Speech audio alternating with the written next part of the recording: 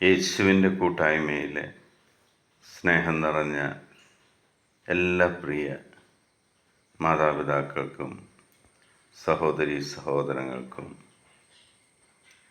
ദൈവാനുഗ്രഹം നിറഞ്ഞ നല്ലൊരു ദിവസം ആശംസിക്കുന്നു.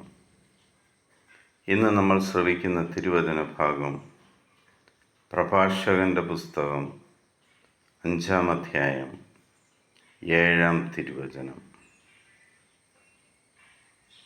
കർത്താവിങ്കിലേക്ക് തിരിയാൻ വൈകരുത്,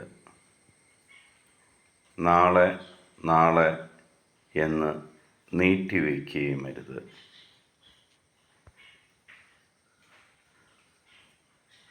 നമ്മളിൽ ആരെങ്കിലും ദൈവത്തിൽ നിന്ന് അകന്നു പോയിട്ടുണ്ടെങ്കിൽ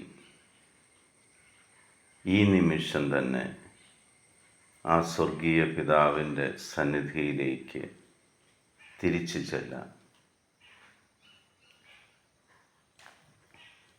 നാളത്തേക്ക് അത് മാറ്റിവെക്കാതെ ഇപ്പോൾ തന്നെ നമുക്ക് തീരുമാനിക്കാം, ഞാൻ എൻ്റെ ദൈവത്തോടൊപ്പം ആയിരിക്കും, ഞാൻ എൻ്റെ ദൈവത്തോടൊപ്പം സഞ്ചരിക്കും. എന്നെ സ്വർഗത്തിലും ഭൂമിയിലും സഹായിക്കാൻ ആ ദൈവമല്ലാതെ വേറെ ആരുമില്ല. ആയതിനാൽ ആ ദൈവത്തിൽ ആശ്രയിച്ച് ഞാൻ മുന്നോട്ട് യാത്ര ചെയ്യും.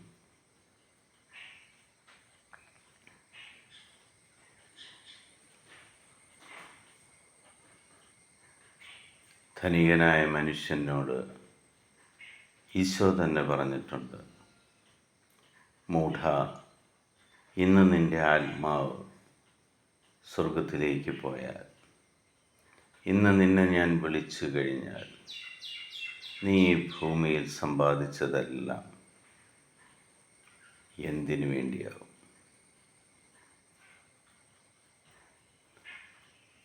നമ്മൾ എത്ര എന്തെല്ലാം സമ്പാദിച്ചാലും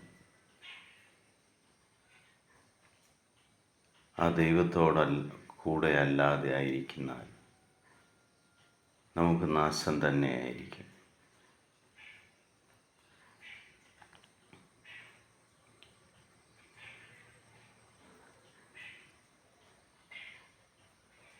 നമുക്ക് നമ്മളെ തന്നെ വിശുദ്ധീകരിച്ചുകൊണ്ട് ദൈവത്തോട് മാപ്പ് ചോദിച്ചുകൊണ്ട് ആ ദൈവത്തിൻ്റെ സന്നിധിയിലേക്ക് തിരിച്ചു ചെന്ന്,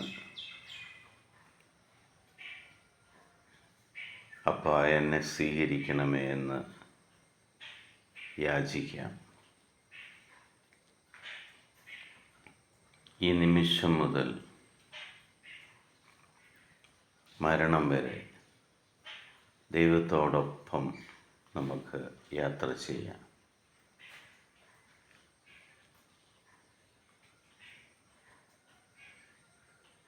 പിതാവായ ദൈവത്തിൻ്റെയും പുത്രനായ യേശു ക്രിസ്തുവിൻ്റെയും പരിശുദ്ധാത്മാവിൻ്റെയും കൃപയും അനുഗ്രഹവും സമാധാനവും എപ്പോഴും നിങ്ങളുടെ കൂടെ ഉണ്ടായിരിക്കട്ടെ.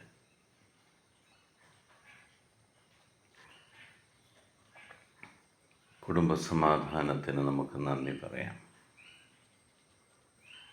മക്കളെ അനുഗ്രഹിച്ചതിന് നന്ദി പറയാം. തലമുറകളെ തന്നതിന് നന്ദി പറയാം. സ്വർഗീയ സമ്പത്ത് നമുക്ക് തന്ന് അനുഗ്രഹിച്ചതിന് നന്ദി പറയാം.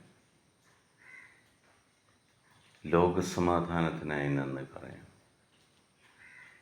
ഈ ലോകത്തിലെ 830 കോടിയിലധികം വരുന്ന എല്ലാ മക്കളെയും ദൈവത്തിൻ്റെ തിരുഹൃദയത്തിലേക്ക് സ്വീകരിച്ചതിന് നന്ദി പറയാം.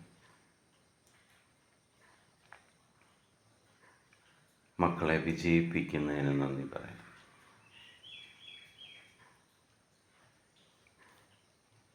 രോഗങ്ങളും വ്യാധികളുമെല്ലാം ജീവിതത്തിൽ നിന്ന് എടുത്തു മാറ്റിയതിന് ദൈവത്തിന് നന്ദി പറയാം.